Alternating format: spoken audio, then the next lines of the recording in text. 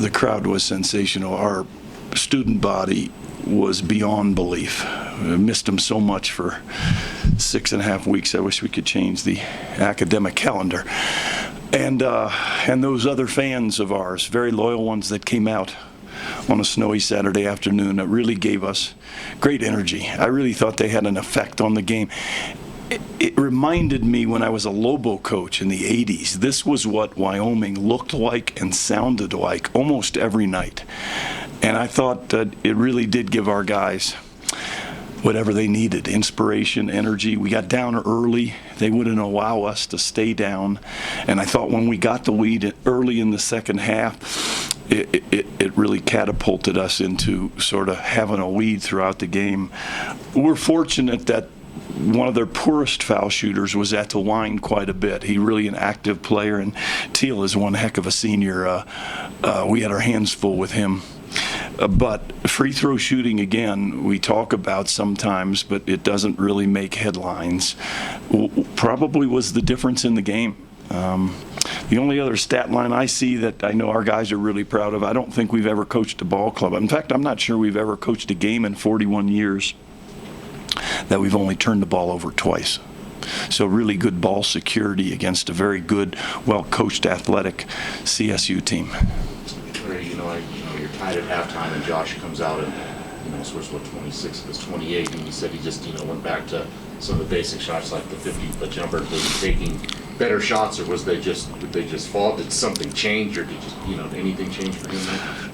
Not really. I'd love to tell you there's great adjustments by our staff, but that's an overrated piece.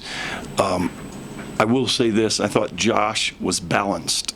I thought he was balanced with his jump shots, his three-point shots, and his attack shots. And I think that's important because sometimes he's gotten overzealous with the three ball. So when you saw him really explode for about 5 straight baskets, they were a little bit of everything. A couple nice drives, a deep three, and I think a step back two. He's a tough guard when he can do those things and still distribute the ball.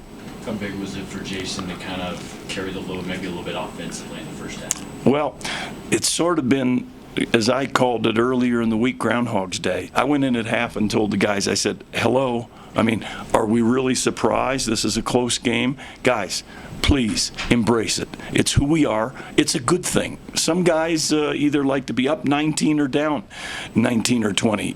That's not who we are. I got a sneaking suspicion. About 7-minute TV timeout, it's still going to be close. Embrace it. And I think they do. I think we're a little more mature than we were earlier in the year. I'm proud of our assistants who really stuck with the plan of getting 10 guys in each half. I think that's important for this team. And as I told them again just now, I think we are capable of losing every game the rest of the year. And I think we are capable of winning every game the rest of the year. We deserve no more than that. That's all we deserve, is a chance to earn each one. And I like their attitude. I think they know who they're not, put it that way. Too, you had Justin, I think, hit a shot there near the end of the shot clock.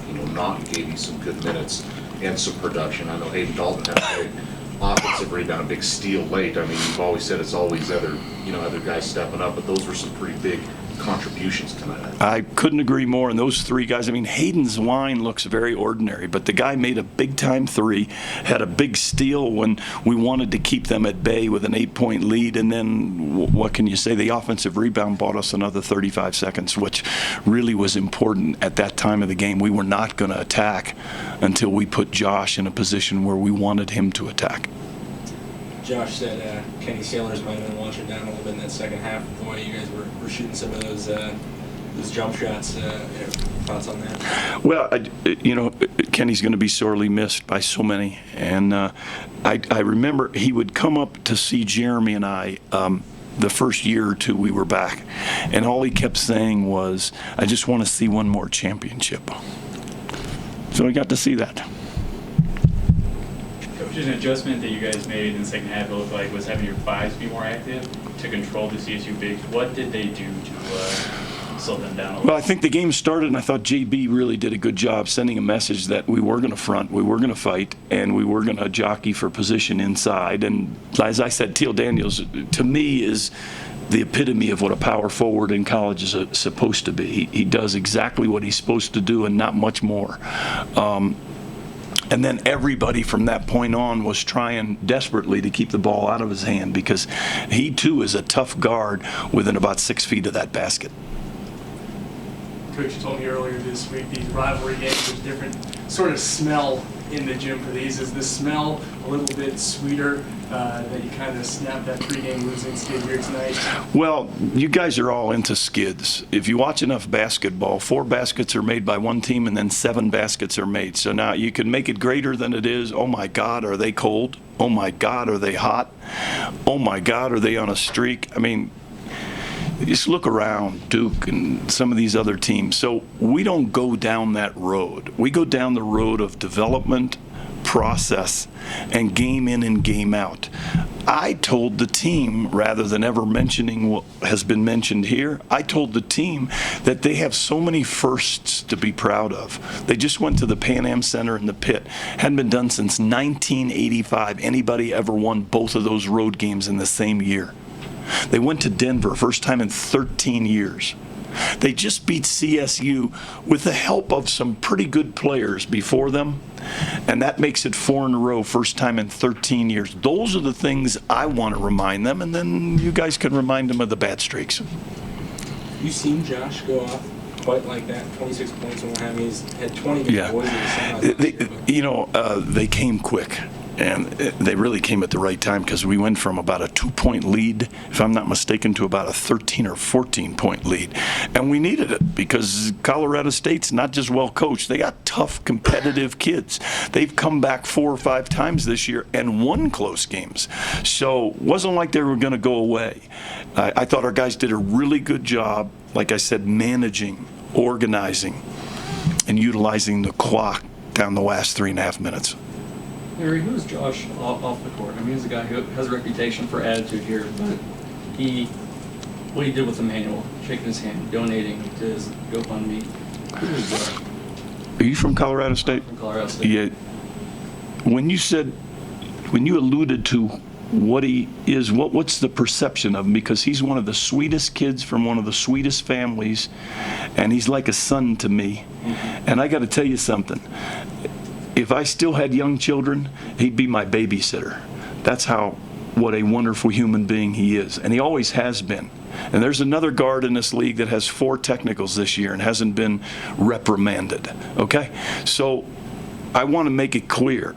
He is one of the most wonderful men I have ever coached in 41 years.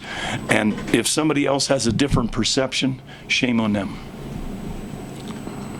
An author that wrote a book on Kenny Sailor said that Josh Adams is maybe the closest thing he's seen of him, just the way he gets up when he shoots, just a fiery kind of a guy, attitude. He called himself fiery in the paper yesterday, and I thought that was, I told my wife, I said, look at this. I mean, you got to know yourself. One of the toughest things in the world to do is look in the mirror and self-evaluate. Josh understands what makes him tick. He also understands what sometimes gets him in trouble. But you can't have a trade-off. I got a middle son just like that. So we've been through the wars. But as I said before, in no disrespect, he is a marvelous young man. And as I said, I will deal with some of this perception that has come out, because what a shame that is.